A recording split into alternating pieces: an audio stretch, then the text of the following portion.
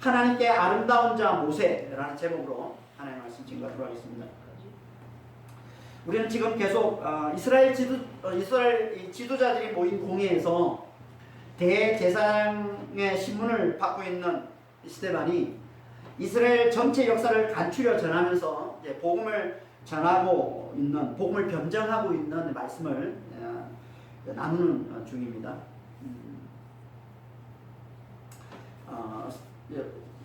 복음을 변정하면서 스데반은 앞에서 먼저 이제 하나님께서 아브라함에게 그 후손들이 400년간 고난당한 후에 가나안 땅을 유업으로 받게 될 것이라는 이 약속의 말씀을 이야기하고, 이어서 요셉의 때에 그 약속을 성취하기 위해 어떻게 아브라함의 자손들이 애굽에 들어와 살게 되는지를 말씀하고는, 이제 모세 이야기를 통해서 하나님께서 어떻게 애굽에서 고난 가운데 살던 아브라함 후손들을 가나안 땅으로 인도해 내시는지, 또 그들을 그렇게 인도해낸 모세를 그들이 어떻게 대하는지를 자세히 이제 말씀해 주고 있습니다.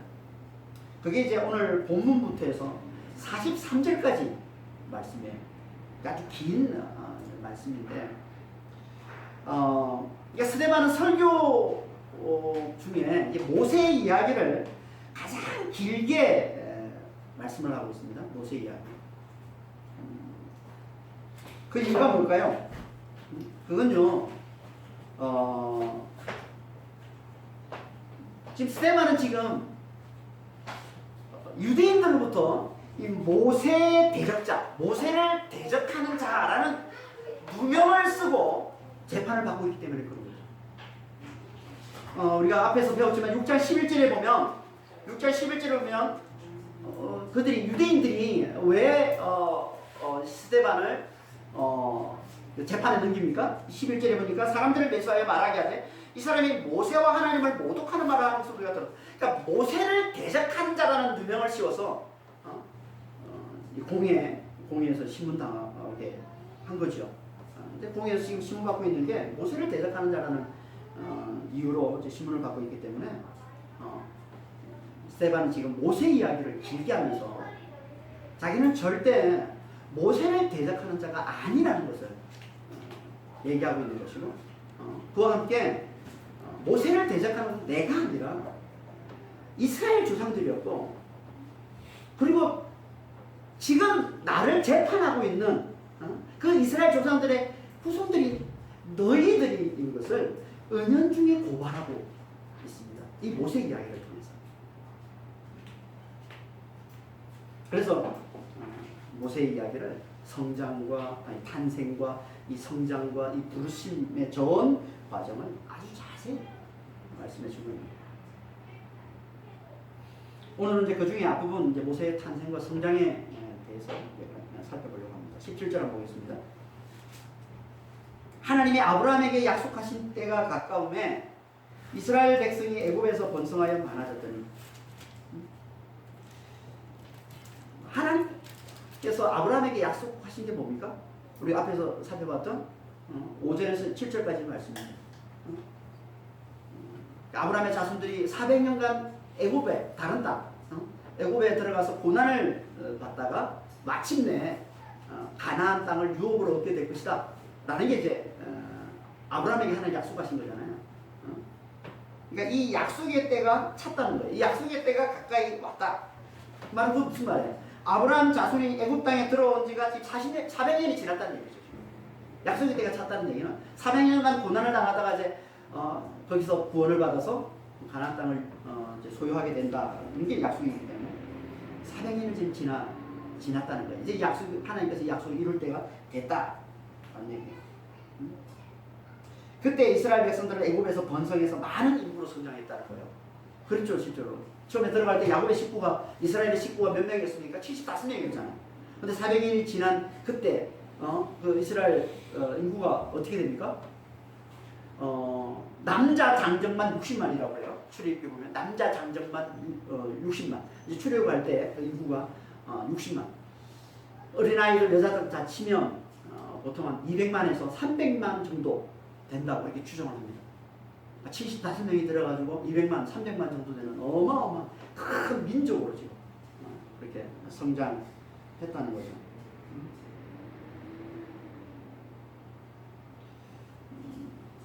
그리고 그때 또 요셉을 알지 못하는 왕이 애굽의 왕이었다 이렇게 얘기합니다. 18절에 보니까 요셉을 알지 못하는 새 임금이 애굽 왕이에요.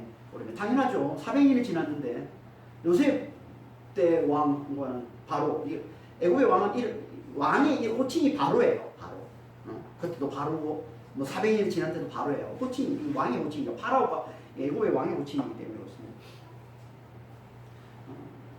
역사적으로 보면요, 이때가 애굽의 제 18대 왕조라고 해요. 애굽이 가장 번성했던 시기예요. 애굽의 18대 왕조인데 이게 이제 1580년, 1584년에서 1364년까지 그 한 120년 가량 120년이 아니죠. 한 1300년이니까 지금 220년 정도 되네. 220년 가량 이제 18대 왕조인데요. 그 사이에 일어난 일입니다. 이게 그 사이에. 그리고 이제 당시 애굽 왕이 누구였냐면 투트모세 1세예요. 투트모세 1세. 뭐 좀 역사 자료에 따라 좀 다른데 뭐 1539년부터 1514년까지 제위했다고도 하고 1526년에서 1514년까지 제위했다라고도 하는데 이 투트모세 1세가 이제 모세가 태어날 때 그때 이제 애굽을 다스리던 바로였습니다. 근데 이제 이 투트모세 1세는 대단히 이제 보면 잔인한 방법으로 이스라엘 백성들을 다스리죠. 이스라엘 인구가 많아지니까 큰 민족을 형성할 정도로 이제 엄청난 인구를 막 기하급수적으로 막 인구가 성장을 하니까 아주 잔인한 방법으로 그들을 괴롭히는데 그게 뭡니까? 태어난 아이들을 내다 버려서 죽이게 만들었다는 거죠. 이게 19절 말씀이에요. 19절. 그가 우리 족속에게 교활한 방법을 써서 조상들을 괴롭게 하여 그 어린아이들을 내버려 살지 못하게 하려 하시되, 이 내용은 이제 출애굽 1장에 보면 자세히 잘 나와 있는데요. 정확히 말하면 모든 어린아이를 다 버린 건 아니고 남자 어린아이들만 태어나면 버리게 하고 여자아이들을 살려줍니다. 출애굽 1장 22절입니다. 그러므로 바로가 그의 모든 백성에게 명령하여 이르되 아들이 태어나거든 너희는 그를 나일강에 던지고 딸이거든 살려두라. 아주 잔인한 방법으로 이제 이스라엘 백성들을 괴롭혔던 왕입니다. 그러니까 이게 세상의 나라, 이 세상의 임금들의 모습인 거예요. 그러니까 자신의 번영을 위해서 오직 자신의 번영만을 생각하는, 자신의 이 번영, 자기 나라의 이 번영을 회방하거나 가로막거나 걸림돌이 되면 누구라도 어린아이들이라도 가차없이 다 죽이고 마는, 이게 세상 임금, 세상의 왕들의 모습이라는 겁니다. 이스라엘 백성들에게 이런 끔찍한 환난과 핍박이 있는 그때에 태어난 사람이 누구라고요? 모세다. 모세. 20절 앞부분에 그때 모세가 났다 이렇게 얘기를 하고 있죠. 그러니까 어린 남자아이들이 다 무자비하게 다 죽어나가는 큰 위기 가운데 태어나서 가까스로 목숨을 건진 자가 바로 장차 이스라엘을 애굽에서 구원해낼 모세라는 겁니다. 그로부터 1500년이 지난 후에 이런 똑같은 위기 가운데서 태어나서 장차 온 인류를 구원하게 되시는 분이 계신데 그분이 누굽니까? 그분이 예수님이죠. 예수님이 태어날 때도 모세와 똑같다는 걸 여러분 아십니까? 이스라엘의 이 헤롯 왕에 의해서 예수님이 태어나신 곳 그 베들레헴의 주변의 모든 지역에 있는 모든 남자 어린아이들을 다 죽이는, 몰살시키는 그런 큰 위기 가운데 태어나서 가까스로 목숨을 건지신 분이 바로 예수님이죠. 마태복음 2장 13절 16절입니다. 그들이 떠난 후에 주의 사자가 요셉에게 현명하여 이르되 헤롯이 아기를 찾아 죽이려 하니 일어나 아기와 그의 어머니를 데리고 애굽으로 피하여 내가 내게 이르기까지 거기 있으라 하시니 이 16절에 이에 헤롯이 박사들에게 속은 줄 알고 심히 놓아여 사람을 보내어 베들레헴과 그 모든 지경 안에 있는 산의 아이들을 박사들에게 자세히 알아본 그때를 기준하여 2살부터 그 아래로 다 죽이라.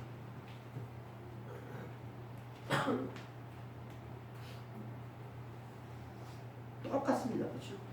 그러니까 이스라엘을 구원하는 모세의 탄생 이야기와 온 인류를 구원하실 예수님의 이 탄생 이야기가 데칼코마니처럼 너무너무 비슷합니다. 데칼코마니 알죠? 찍어서 다른 표면에 붙이는 이게 데칼코마니잖아요. 찍어서 똑같은 거. 이렇게 지금 이게 데칼코마니라고 합니다. 이 모세의 탄생 이야기와 예수님의 탄생 이야기가 데칼코마니처럼 비슷합니다. 뭘 말하는 거예요? 모세가 예수님의 예표라고 하는 거죠. 장차 온 인류, 정확히 말하면 열방 가운데 있는 하나님의 백성들, 영적 이스라엘, 이 교회를 구원하러 오실 예수님을 그대로 미리 보여주는 자가 바로 역사적 이스라엘을 구원해내는 이 모세라는 겁니다. 모세를 통해 하나님은 미리 예수 그리스도를 보여주고 계십니다. 지난 시간 요셉도 그랬고 지금 모세도 그런 것처럼 성경에서는 이렇게 장차 오실 예수님을 그대로 미리 보여주는 예표를 자주 말씀하고 계십니다. 왜 그럴까요? 교회에게 진리를 깨워주시기 위해서.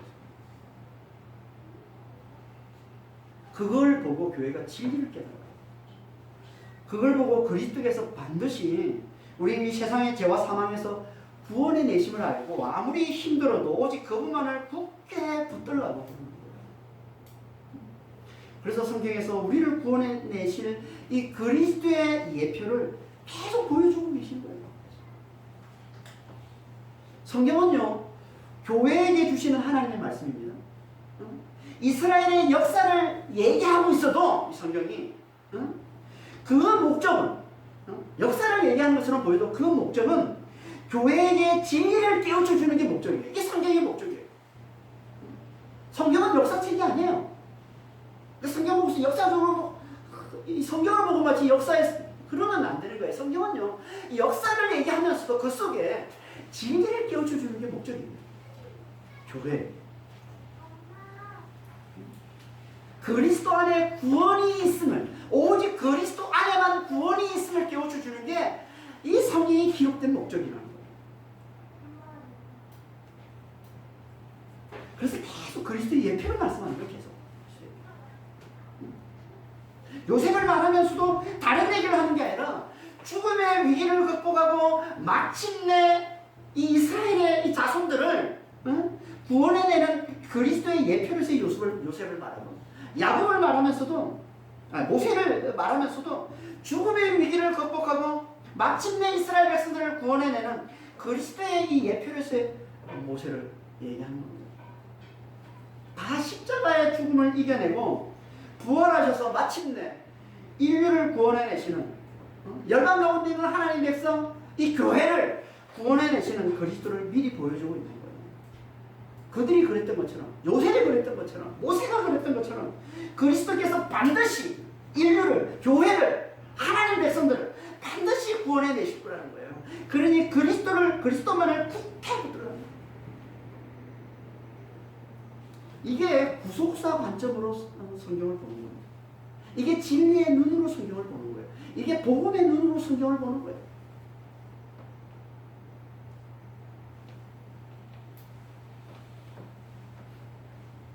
그래서 하나님 보시기에 모세가 아름다웠다라고 얘기합니다. 20절 한번 보겠습니다. 그때 모세가 낳는데 하나님 보시기에 아름다운지라 그의 아버지 집에서 석 달 동안 길리더니 모세가 태어나자마자 하나님 보시기에 아름다웠다. 그리고 그는 그의 부모 집에서 석 달 동안 양육받았다. 이렇게 얘기합니다. 하나님 보시기에 아름다웠다. 라는 말이 무슨 말일까요? 원래 이 말씀이 기록된 출애굽기 2장 2절에 보면요. 거기에는 좀 다르게 말씀하고 있습니다. 출애굽기 2장 2절입니다. 그 여자는 이제 모세의 엄마를 얘기하는 거예요. 모세의 엄마예요. 그 여자가 임신하여 아들을 낳으니 그가 잘생긴 것을 보고 석 달 동안 그를 숨겼습니다. 누가 보고 잘생겼다고 봤다는 거예요? 그 여자가, 엄마가. 어? 엄마가 잘생겼다라고 보고 그걸 숨겼다 이렇게 얘기하고 있어요. 이게 잘생겼다는 게 아름답다, 잘생겼다 같은 말인데, 이 잘생겼다는 게 자식의 이 외적인 아름다움을 얘기하는 걸까요? 그 자식이 외적으로 너무 아름답게 잘생겨가지고 죽이기 아까워서 그래서 숨겼다 이런 얘기를 하는 겁니까? 아니 자식이 잘생기지 않은 그런 엄마가 세상에 어디 있습니까? 자기가 낳은 자식이 아름답지 않고 잘생기지 않은 그런 엄마가 세상에 어디 있습니까? 응? 근데 유독 왜 여기 모세의 엄마만 자식이 잘생겨서 차마 죽이지를 못하고 숨겨뒀다 뭐 이런 것처럼 보이잖아요. 그렇죠? 아니죠. 그런 뜻이 아니에요. 그런 말이 아니에요. 그래서 이 말씀을 보고 우리가 오해할 수 있으니까 이 스데반이 이 말씀을 인용하면서 좀 더 영적으로 다시 해석해서 이렇게 말씀하고 있는 거예요. 그런 하나님 보시기에 아름다워. 하나님 보시기에 아름다워. 그러니까 사람의 기준이 아니에요. 그 아름다움. 여기 잘생긴 건 사람의 기준이 아니라는 거예요. 외적인 기준이 아니라는 거예요. 지금. 하나님의 기준이. 하나님 보시기에 아름다웠다. 하나님께 아름다웠다. 그럼 대체 하나님이 보시는 아름다움이 뭘까요? 하나님 보시는 아름다움. 당연히 하나님 보시는 아름다움, 내적인 아름다움이겠죠.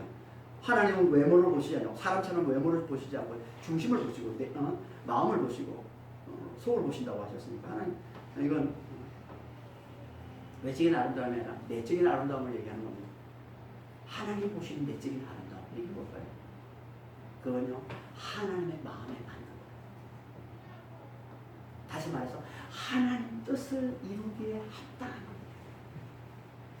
하나님의 뜻을 이루기에 합당한 거예요. 이게 하나님이 보시는 아름다움. 그래서 출애굽기 2장 2절에 잘생겼다 라는 이 단어가 원어로 토브예요. 토브라는 단어를 가지고 잘생겼다고 번역한 건 아마 여기밖에 없을 거예요. 이 토브라는 이 단어는 구약에 상당히 많이 나오는 단어인데요. 주로 어떤 의미냐면 아름다움, 선함, 좋음, 기쁨 이런 의미로 쓰이는 아주 풍성한 의미를 가지고 있는 자주 쓰이는 단어입니다. 이 토브라는 단어. 근데 주로 어떤 의미로 자주 쓰냐면 하나님의 마음에 맞는 걸 표현할 때 하나님의 마음에 맞아서 하나님의 뜻을 이루는데 합당한 걸 표현할 때 이 단어를 주로 씁니다. 대표적인 게 창세기 1장에서 하나님께서 천지를 창조하시면서 반복적으로 하신 말씀에 이 단어를 쓰고 있습니다. 반복적으로 하신 말씀이에요. 창세기 1장에서 하나님 보시기에 좋았더라. 이 좋았다는 단어가 토예요. 하나님께서 빛을 창조하시고 하나님께서 땅을 창조하시고 하늘을 창조하시고 하나님께서 다 좋았다. 이 단어가 토고예요. 뭘 말하는 겁니까? 하나님께서 창조하신 그 작품들이 다 하나님의 마음에 맞다. 다시 말해서 하나님께서 그걸 통해 당신의 뜻, 당신의 백성들을 구원해 내시는 일을 이루어가게 합당하다. 그걸 토.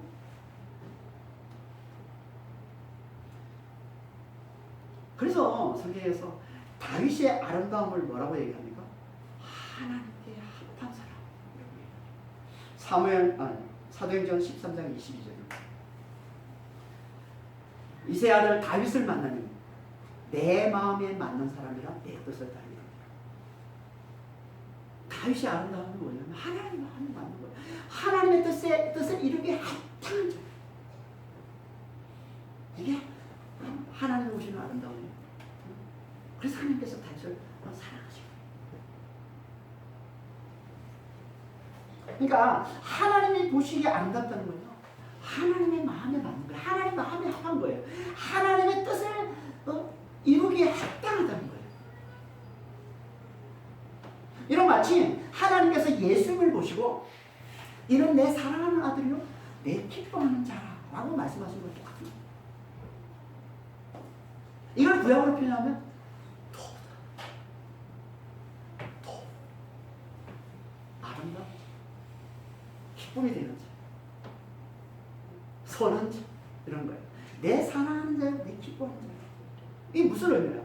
네? 이건 예수님께서 하나님의 마음에 맞으신 분, 다시 말해서 하나님의 궁극적인 뜻을 온전히 이뤄내실 분이심을 나타내는 표현이거든요. 여러분, 내 사랑하는 자는 내 피가 온전히 하나님의 궁극적인 뜻을 이뤄내실 분이에요. 이걸 예표로 보여주는 자가 바로 모세예요. 그래서 모세가 태어나자마자 아름답다. 하나님께서 내가 이 아이를 통해서, 이 모세를 통해서 내 뜻을 이루리라 라는 표현을 하고 있는 거예요. 그래서 아름답다, 토부다, 내 뜻을 이루기 합당한 자다, 이 말씀하고 있는 거예요. 이걸 모세의 부모도 알았다는 거예요.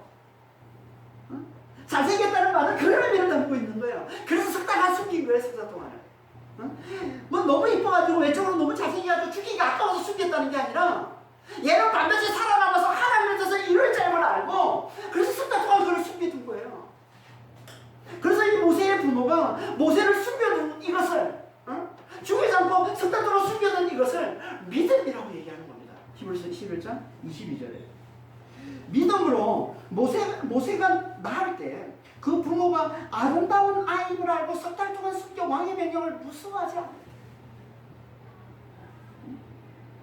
그가 하나님의 마음이 아픈지 않고 하나님의 뜻을 이루자 함을 알고 세상의 왕을 두려워하지 않고 그를 숨겨두고 있는 것, 이게 믿음이라는 거예요. 그 하나님의 뜻을 이루자 함을 알고 하나님 앞에 사는 자임을 알고 그 하나님 보시기에 토부임을 알고 그를 숨겨두는 이게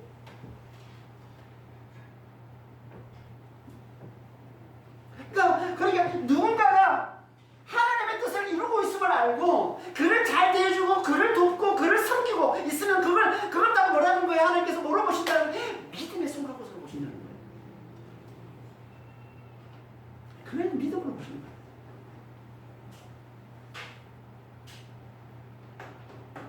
그래서 기생 나합이 이스라엘 정탐꾼을 숨겨둔 걸 뭐라고 그래요? 믿음이라고 얘기해요.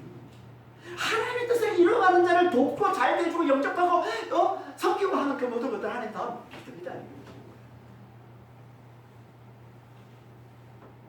이 말은 그 무슨 말이에요?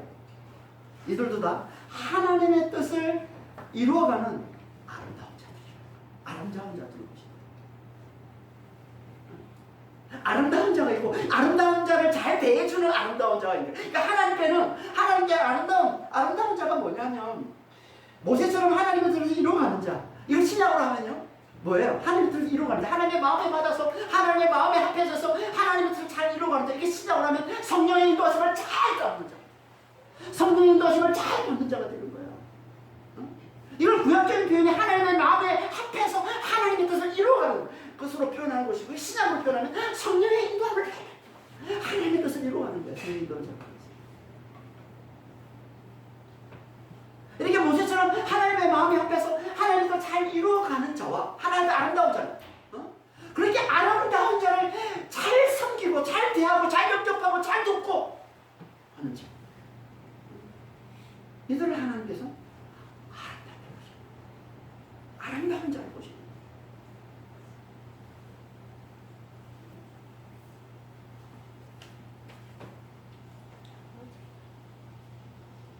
그러니까 우리는 하나님의 마음에 합한 자, 하나님의 뜻을 잘 이루어가는 성령의 인도하심을 잘 받는 자가 되고, 또 그렇게 하나님의 뜻을 이루어가는 자, 성령의 인도하심을 잘 받는 그들을 또 잘 대해주고 잘 섬기고 잘 도와주는 그런 하나님 앞에 아름다운 자, 진짜 아름다운 자, 그런 자들 하나님께서 반드시 구원해 주십니다. 하나님은요 아름다운 자만 구원해 주세요. 아름다운 자만 구원해 주세요. 하나님의 뜻을 이루어가는 자, 그 하나님의 뜻을 이루어가는 자를 돕는 이 아름다운 자들만 하나님 반드시 구원해 주시는 겁니다. 그래서 모세가 놀라운 하나님의 섭리 가운데 구원받는 이야기가 나오는 거예요. 이렇게 아름다운 자 이 모세가 놀랍게 구원받는 이야기가 하나님께서 이어서 붙여서 말씀하고 있는 거예요. 밑에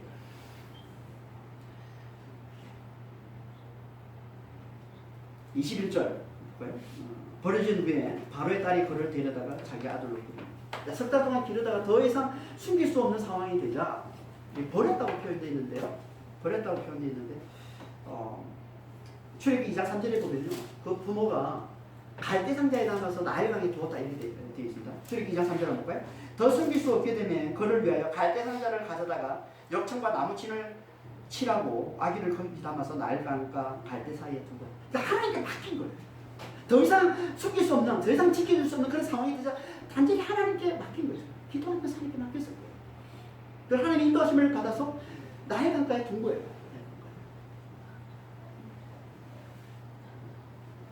그래서 하나님께서 놀라운 섭리가 모세를 구원해 내시죠. 그게 뭐예요? 바로의 공주가 그 아이를 발견하고 자기 아들을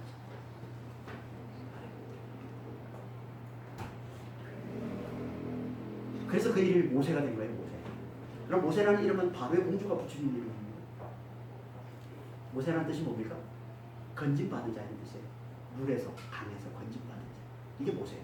그러니까 모세, 물에서 건짐받은 자. 물에서 발견해서 자기 아들로 삼았기 때문에 나일강에서 모세가 돼요. 당시에 이 모세라는 이름은요, 당시에 애굽의 왕들이 주로 쓰는 이름이에요. 모세. 당시 이제 애굽의 많은 왕들은요, 이 이름을 주로 썼는데 그 이유가 뭐냐면 당시 이제 애굽인들은요, 나일강을 신으로 여겼어요. 자신들을 먹여주는 그러잖아요. 그게 적줄이잖아요. 생명줄이잖아요. 나일강을 통해서 먹고 사는 거예요. 그러니까 나일강이 자신의 신으로 여겼고, 자식이 되는 왕이 이제 아들을 낳으면 마치 나일강이 준 선물로 여기는 거예요. 그래서 모세라고 하죠. 그래서 모세가 태어날 때 그 왕의 이름이 아까 뭐라고 했어요? 투투모세라고 하죠. 모세. 그 18대 왕조를 세운 첫 왕이 아흐모세. 걔도 모세. 모세라는 이름이 상당히 많아요.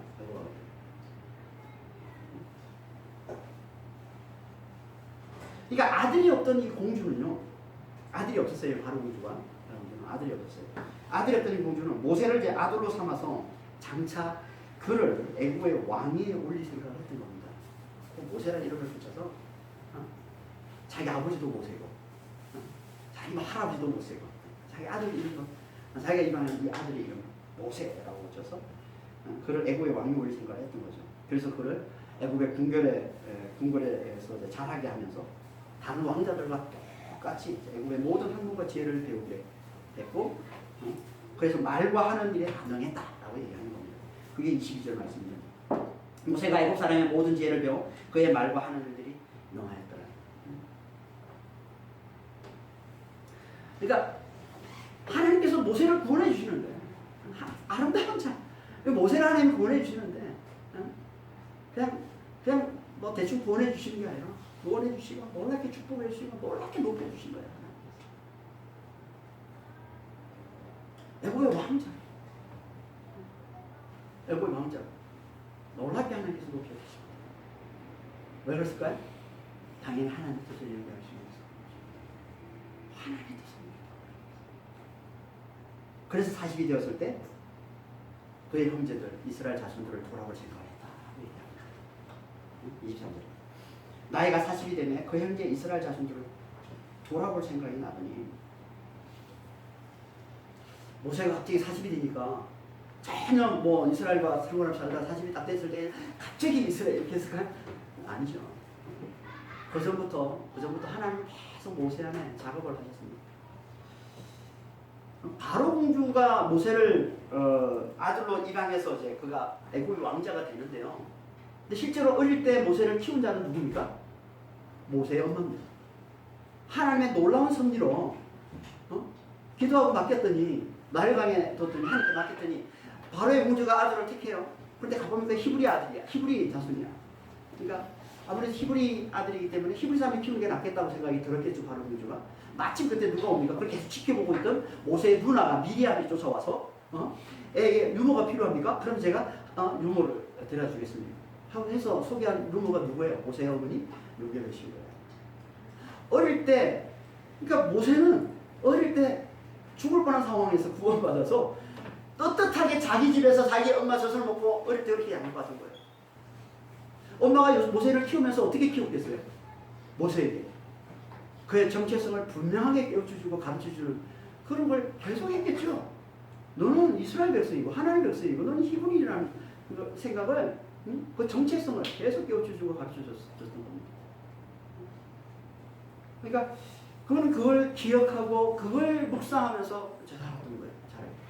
그러니까 한편으로는 애굽의 왕자로서 애굽의 왕의 자세를 훈련받으면서 자랐고 또 한편으로는 엄마로부터 가르침 받았던 자기의 정체성. 내가 히브리인데 왜 여기 애굽 왕자로 내가 살고 있지? 내가 뭐하러 하나님께서 무슨 뜻으로 어떤 목적으로 나를 이곳에 보내셨을까? 늘 자기의 정체성에 대해서 자기의 삶에 대해서 늘 고민하고 그걸 묵상하면서 그렇게 자랐던 거예요. 모세가. 그러다 마침내 그의 나이 40이 됐을 때 40이 꽉 찼을 때 원어로 하면 꽉 찼다고 돼 있어요. 40이 꽉 찼을 때 그는 자기 민족 이스라엘을 돌아볼 생각을 했다라고 돼 있어요. 구약에 보면요. 구약이 이제 2장에 보면 2장 11절에 얘기가 나오는데 11절에는 40이 됐다. 40이라는 단어는 안 나와요. 거기는 어떤 단어만 나오면 장성에서 근데 이제 스데반은 그러니까 40이라는 단어를 쓰고 있어요. 성령의 인도하심을 받아서 여기 40 쓰고 40은 성경에서 항상 어떤 의미로 쓰인다고 한 사람의 생애를 나타내는 인생을 나타내는 의미로 잘 쓰이는 거예요. 40은 인생 기간을 나타내는 생애를 나타내는 의미로 잘 쓰이는 거예요. 그러니까 모세는 지금 애굽의 궁궐에서의 이 화려한 이 인생을 마감하고 이제 하나님의 뜻을 이루기 위해 자기 백성들과 함께하는 새 삶을 시작함을 이 단어 속에 담아서 화려한 세상을 버리고 화려한 세상에서는 죽은 자가 되고 이제 하나님과 함께하는 삶으로 새로 태어나는 것을 나타내는 것입니다. 그래서 이걸 믿음이라고 해요. 히브리서 11장 24절에서 26절입니다. 믿음으로 모세는 장성하여 바로의 공주의 아들이라 칭함받기를 거절하고 도리어 하나님의 백성과 함께 고난받기를 잠시 죄악의 낙을 누리는 것보다 더 좋아하고 그리스도를 위하여 받는 수모를 애굽의 모든 보화보다 더 큰 재물로 여겼으니 이는 상 주심을 바랍니다. 믿음. 상 주신다는 게 뭐겠어요? 구약의 상 주심은요, 가나안 땅을 유업해 주시는 것을 나타내는 거예요. 가나안 땅을 유업해 주시는 하나님 나라잖아요. 영생과 부활이잖아요. 응? 하나님 나라를 사는 거예요. 상 주심은 그러니까 이게 신약적인 표현이거든요. 지금 구약에서 이 표현 나오지 않고 신약적인 표현이란 말이에요. 그러니까 모세의 엄마가 모세를 이렇게 키우면서 하나님의 약속을 계속 모세에게 심어줍니다. 우리는 언약의 백성이다. 반드시 하나님께서 우리에게 언약의 땅으로 가나안 땅으로 하나님 나라로 반드시 하나님께서 우리를 인도하실 이걸 계속 우리 모세에게 심어주는 거예요. 그러다 그가 40이 됐을 때 이걸 깨달은 거죠.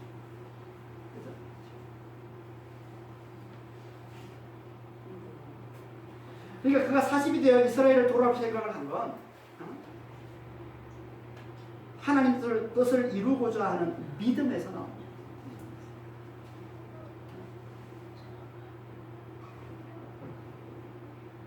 하나님 주신 그 약속을 기억하고 하나님 주신 그 약속을 붙들고 그 뜻을 그 하나님 주신 그 약속을 이루고자 하는 하나님의 그 뜻을 이루고자 하는 그 믿음에서 나온 게 40의 그가 생각이네.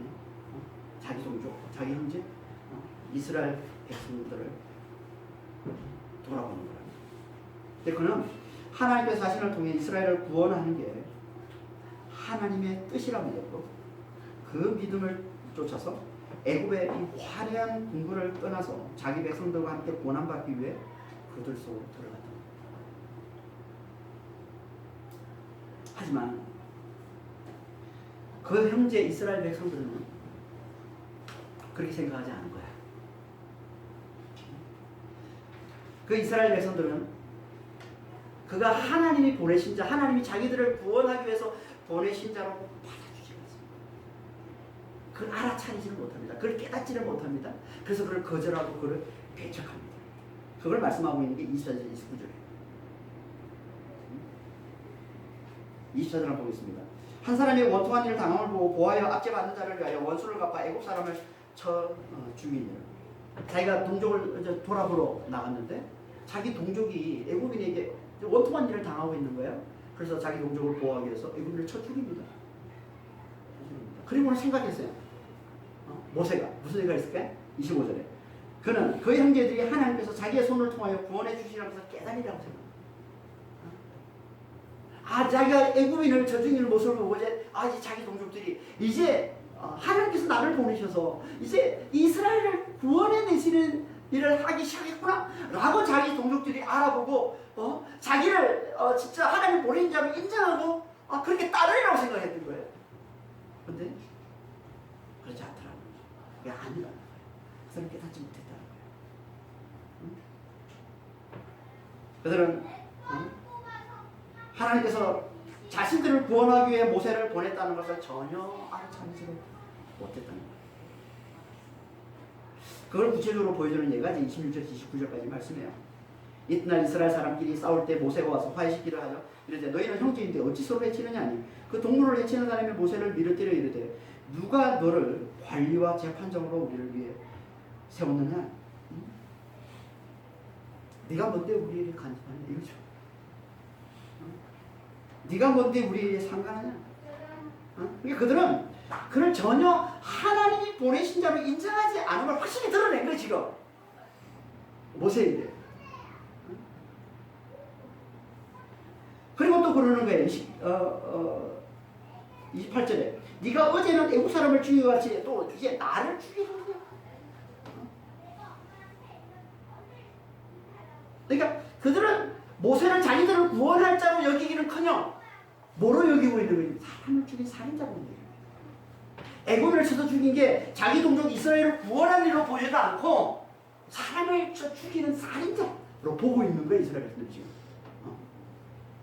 그래서 모세는 이 얘기를 듣고 이 말 때문에 미디안으로 도주했다고 합니다. 무슨 말이에요 이 말이?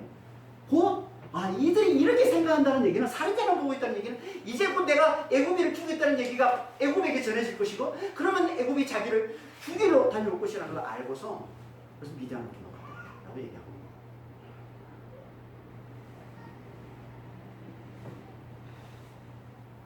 그러니까 이스라엘 백성들은 전혀 모세를 하나님께서 자기들을 구원하기 위해 보낸 자로 깨닫지를 못하고 알아보지를 못하고 그를 배척하고 그를 거절하고 그를 거부.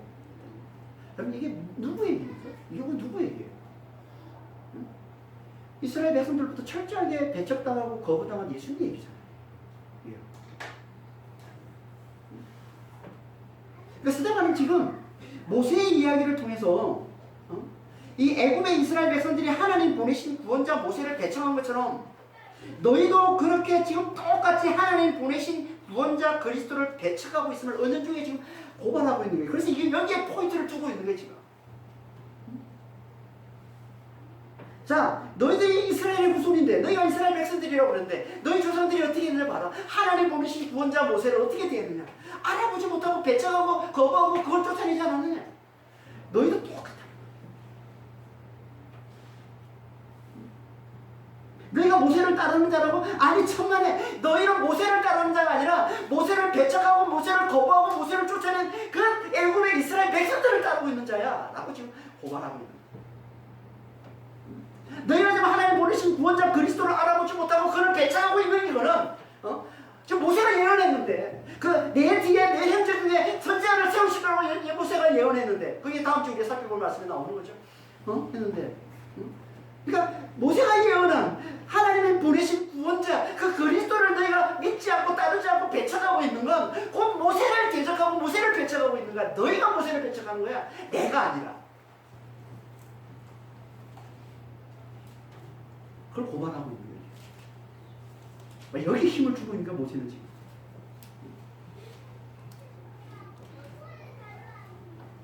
뭘 말하는 거예요? 하나님께서 구원자 약속이 떼어져서 하나님께서 구원자를 세우셨지만 이스라엘 백성들은 강팍해서 아직 그 하나님 베푸시는 구원을 받을 준비가 전혀 되어 있지 않았다. 환난 가운데 있지 있지만 그들이 지금 하지만 여전히 그들은 아직 구원받을 준비가 되어 있지 않은 거예요. 그러니까 하나님 보내신 구원자를 그들이 배척하고 거부하고 외면하고 쫓아냈다는 거예요. 그럼 어떻게 해야 구원받을 하나님 베푸시는 구원받을 준비가 되어 있는 겁니까? 어떻게 해야?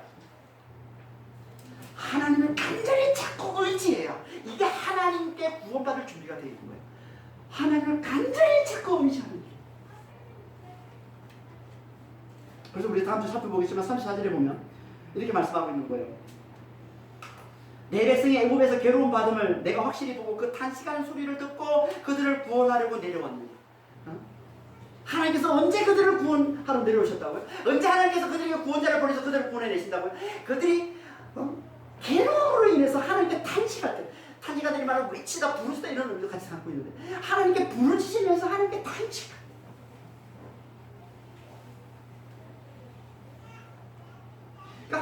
그러니까 무슨 말이야? 환난을 통해서 하나님 없이 죽을 수밖에 없음을 깨닫고 하나님을 간절히 찾는 거예요. 하나님을 간절히 의지하는 거예요. 이게 구원받을 준비가 되어 있는 거예요.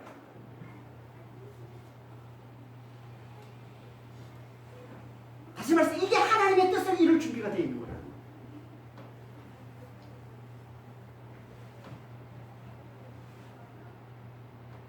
이렇게 준비된 자만 하나님이 보내시는 구원자를 알아보고 그를 의지해서 구원에 이르게 된다는 것. 다시 말해서 이들을 하나님은 아름다운 자 모세, 하나님 뜻을 이룰 아름다운 자 이 모세를 통해 구원을 베푸실 아름다운 자들을 보시는 거예요.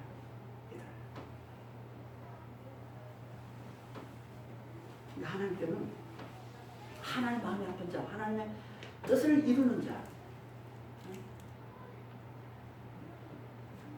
그리고 그 뜻을 이루기 위해서 돕는 자, 더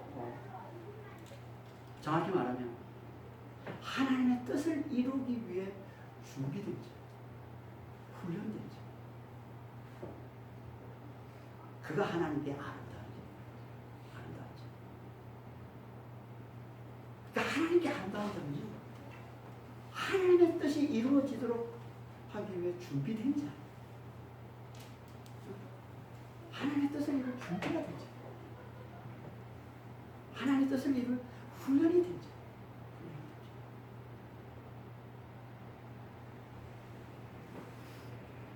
옛날에 제가 가정선교 세미나를 들은 적이 있어요. 가정선교 세미나.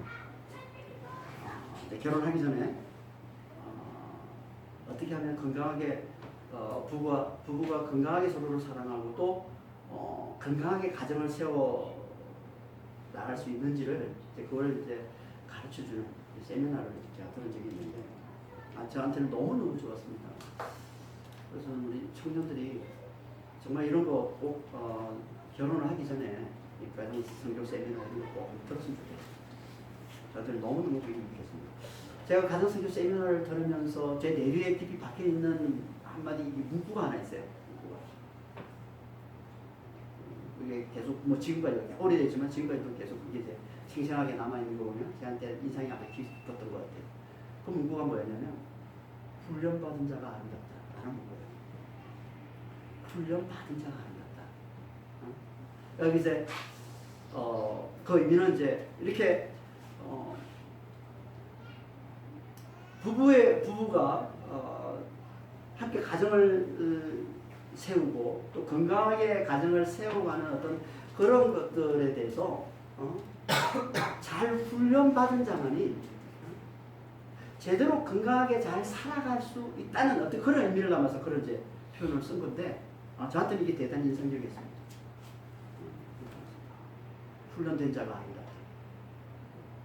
실제로 그래요. 우리가 가정을 세울 때 내가 아무 준비 없이 이렇게 그냥 좋아가지고 결혼해서 그래서 실제로 결혼한 이후에 힘들고 어려움을 겪는 사람이 얼마나 많은지 모릅니다. 여러분 우리가 인생을 살면 인생이 그렇잖아요. 인생이 내가 태어났는데 그냥 태어난 거죠. 두 번 인생을 살지 않잖아요. 우리는 한 번 인생을 살면 태어났는데 그 인생을 제대로 살기 위해서 우리가 뭐합니까? 교육을 받잖아요. 배우잖아요. 훈련 받잖아요.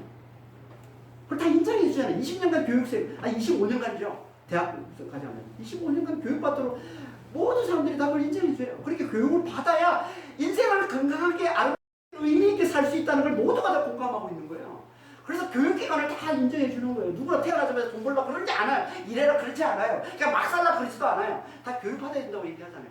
그게 훈련받은 자가 아름답다는 걸 모든 사람이 다 인식하고 있는 거예요. 그러니까 우리는 진짜 훈련받아야, 우리는 준비되어야 아름다운 인생을 살 수 있는 겁니다. 여러분, 이게 하나님 안에서도 마찬가지라는 거 아세요?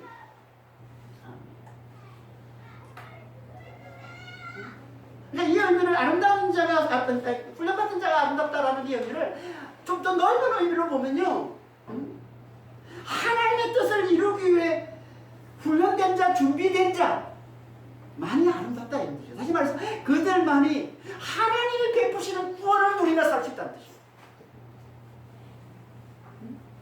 하나님이 주시는 그 구원을 제대로 누리며 살 수 있는 자는 하나님의 뜻을 이루기 위해 훈련받은 자, 하나님의 뜻을 이루기 위해 준비된 자만 그렇게 살 수 있다는 거예요. 그 훈련이 뭐라고요? 그 준비가 뭐라고요?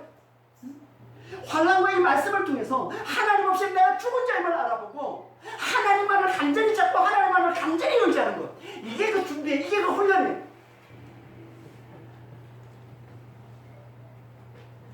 하나님은 이들을 아름답게 보시는 거예요. 하나님 없이는 자신은 아무것도 아님을 알아보고 죽은 자임을 알아보고 간절히 하나님을 찾는 자, 간절히 하나님을 의지하는 자. 그들이 누구예요? 그들이 기도하는 자잖아요. 하나님은 기도하는 자를 아름다운 자로 여기시는 거예요. 그들이 말씀을 가까이 하는 자잖아요.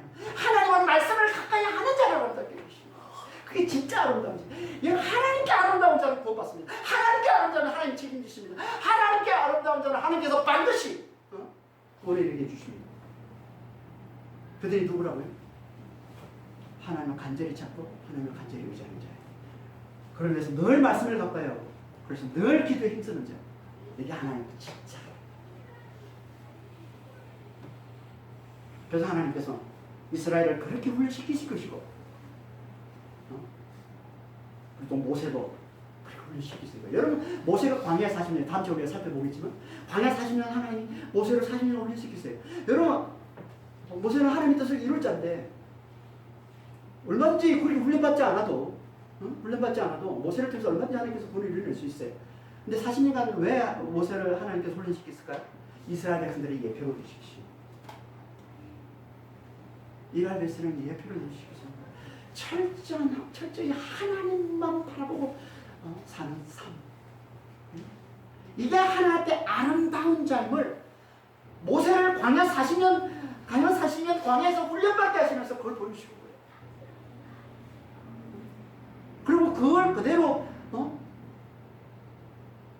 이스라엘 백성들이 모세가 나중에 이스라엘 백성들 데리고 나오면서 광야 40년을 훈련받게 하시죠. 그리고 훈련받은 자를 가나안 땅으로 하나님께서 데려가시는 거예요. 그 훈련받은 그들이 죽고 다시 태어나잖아요. 죽은 그들이 40일 끝나고 다시 새로운 40을 해서 들어가는 겁니다. 그게 성경에서 말씀하는 얘기예요. 하나님은 훈련받은 자를 아름답게 보십니다. 당신의 뜻을 이루기 위해 훈련받은 자를 아름답게 보시는 거예요. 그래서 지금도 하나님께서 우리를 훈련하고 계십니다. 환난과 말씀을 통해서 하나님 없이 죽은 자임을 알아보고 하나님만을 간절히 찾고 하나님만을 간절히 의지하는 자로 늘 말씀을 가까이 하고 늘 기도에 힘쓰는 자로 하나님께서 지금 우리를 훈련하고 계십니다. 이 훈련을 잘 받는 자, 그들을 하나님께서 아름답게 보시고 아름다운 자로 보시고 그들은 모세처럼 하나님께서 반드시 구원해 주시다. 그런 아름다운 하나님 앞에 아름다운 자가 되시기 예수를 축원합니다. 아버지 하나님, 하나님은 하나님 보시기에 아름다운 자, 모세처럼 하나님 보시기에 아름다운 자, 그들을 반드시 하나님 보내내시는 것입니다. 그건 외적인 아름다움이 아니라 내적인 아름다움. 다시 말해서 하나님 마음에 합한 자, 하나님의 뜻을 이루기에 합당한 자. 주님, 이게 하나님 보시는 아름다움입니다. 주님. 그래서 하나님께서 늘 우리를 훈련하셨어요. 아버지 하나님, 어떻게든 우리가 하나님 뜻을 이루기에 합당한 자로 그렇게 우리를 준비시키시고 훈련시키시고 그렇게 우리를 끌고 가심을 봅니다. 주님 이 훈련, 이 준비 제가 잘 받아서 정말 하나님 앞에 아름다운 자로 서게 하시고 그래서 하나님 베풀어 주시는 놀라운 구원을 받아 누리는 자들이 다 될 수 있도록 저희들을 축복해 주시고 주님 인도하여 주시옵소서. 감사하며 우리 예수